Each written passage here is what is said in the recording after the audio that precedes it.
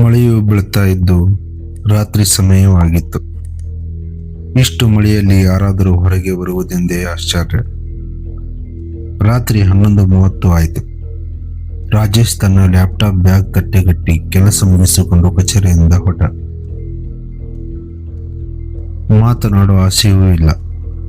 ಎದೆಯ ಒಳಗೆ ಏನೋ ಒತ್ತಡ, ಕಣ್ಣುಗಳಲ್ಲಿ ಒದ್ದೆಯ ಕೊರತೆ, ಮುಖದಲ್ಲಿ ಚಿಂತೆ. ಮುಂಜಾನೆ ಕೆಲಸಕ್ಕೆ ಬೇಗ ಹೋಗ್ಬೇಕು ಅಂತ ಯೋಚನೆ. ಹೀಗಾಗಿ ಅಲ್ಟರ್ನೇಟ್ ರೂಟ್ ಅಂತ ಗೂಗಲ್ ಮ್ಯಾಪ್ಸ್ನಲ್ಲಿ ತೋರಿಸಿದ ಮಾರ್ಗವನ್ನೇ ಆಯ್ದುಕೊಂಡ. ಮರೇಟಾ ರೋಡ್ 14 ನಿಮಿಷ ಬೇಗ ಅಂತಿದ್ರು ಒಮ್ಮೆ ಮನೆಗೆ ತಲುಪಿದ್ರೆ ಸಾಕು ಅಂತ ಮನಸ್ಸಿನಲ್ಲಿ 10 ಕನಸುಗಳು ಮೂಡಿದವು. ರಸ್ತೆಯ ಮಗ್ಗಲು ಮಂಜು ತುಂಬಿಕೊಂಡು ಎಲ್ಲೆಡೆ ಕವಿದಿತ್ತು.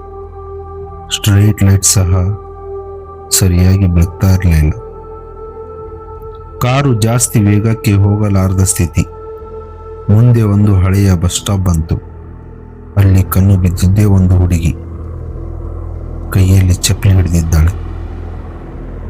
ಬಿಸಿಲು ಮಳೆಯೊಳಗೆ ಅವಳ ಕೂದಲು ಚೂಪಾಗಿ ಎದೆಗೆ ಸೆರಣೆ ಆಗಿತ್ತು. ಆಕೆ ಕೈ ಎತ್ತಿ ಕೇಳಿದಳು, ಸರ್, ಲಿಫ್ಟ್ ಸಿಗುತ್ತಾ? ಸಿಗಲಿಲ್ಲ, ಹೋಗ್ತಾ ಇದ್ದೆ. ರಾಜೇಶ್ ಸ್ವಲ್ಪ ಸಮಯದ ಮಟ್ಟಿಗೆ ತಡಕಾಡಿದ. ಒಂದು ಕ್ಷಣ ಯೋಚನೆ ಮಾಡಿ ಬಾಗಿಲು ತೆರೆದ. ಸರಿ, ಬನ್ನಿ.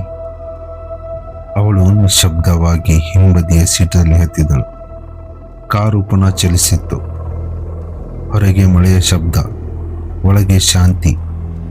ಮಧ್ಯ ಆಕೆ ಕೇಳಿದಳು, ಈ ದಾರಿ ನಿಮಗೆ ಹೊಸದ? ರಾಜೇಶ್ ಉತ್ತರಿಸಿದ, ಹೌದು, ಕೆಲಸ ಮುಗಿಸಿ ನಿದ್ರೆ ಇಲ್ಲದೆ ಮನೆಗೆ ಹೋಗ್ತಾ ಇದ್ದೆ. ಅವನು ಹೀಗೆ ಹೇಳುತ್ತಿದ್ದಂತೆ ಆಕೆ ನಿಧಾನವಾಗಿ ಅವನತ್ತ ತಿರುಗಿ ನೋಡಿದಳು. ನೀವು ಈ ದಾರಿಯಲ್ಲಿ 10 ಬಾರಿ ಬಂದಿದ್ದೀರಾ.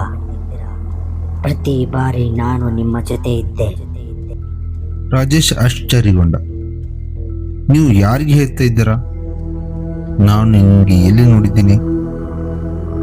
ಅಷ್ಟರಲ್ಲಿ ಕಾರು ಎದೆಯ ಮೇಲೆ ಬಿದ್ದ ಕಲ್ಲಿಗೆ ತಾಗಿ ಚಟಕಿದಂತೆ ನಿಲ್ಲಿತು. ರಾಜೇಶ್ ಇಳಿದು ಹೊರಗೆ ನೋಡಿ ಮೊಬೈಲ್ ತೆಗೆದ. ಮೊಬೈಲ್ನಲ್ಲಿ ನೋ ಸಿಗ್ನಲ್. ಹಿಂದೆ ನೋಡಿದರೆ ಹುಡುಗಿ ನಿಧಾನವಾಗಿ ನಗ್ತಾ ಕುಳಿತಿದ್ದಳು. ಆ ನಗೆಯಲ್ಲಿ ಶೀತ, ಭೀತಿ, ಮೌನ ಎಲ್ಲವೂ ಮಿಶ್ರಿತವಾಗಿತ್ತು. ಅವಳು ಹೇಳಿದಳು, ರಾಜೇಶ್, ನೀವು ಎಷ್ಟು ಬಾರಿ ಮರೆತರೂ ನಾನು ನಿಮ್ಮ ಕನಸುಗಳಲ್ಲಿ ಮರೆಯಾಗಲ್ಲ. ರಾಜೇಶ್ ತಿರುಗಿ ನೋಡಿ ನಿಂತಾಗ ಅವಳು ಕಾಣ್ತಿರ್ಲಿಲ್ಲ. ಅವಳನ್ನು ಮುಂದಕ್ಕೆ ನೋಡಿದ. ಅವಳು ಮರದ ಬಳಿ ನಿಂತಿದ್ದಳು. ಮಳೆ ಅವಳ ದೇಹವನ್ನೆಲ್ಲ ಹತ್ತಿರದ ಗಾಳಿಯ ಜೊತೆ ಬೆರೆಯುತ್ತಿತ್ತು. ಅವಳ ರೂಪ ತೀವ್ರವಾಗಿಯೂ ಆದರೆ ಸ್ಪಷ್ಟವಾಗಿಯೂ ಕಾಣ್ತಾ ಇರಲಿಲ್ಲ. ನೋಟದೊಳಗೆ ಅವಳು ಮಾಯವಾಗಿ ಬಿಟ್ಟಳು. ನೆಕ್ಸ್ಟ್ ಪಾರ್ಟ್ ಮುಂದಿನ ವಿಡಿಯೋದಲ್ಲಿ.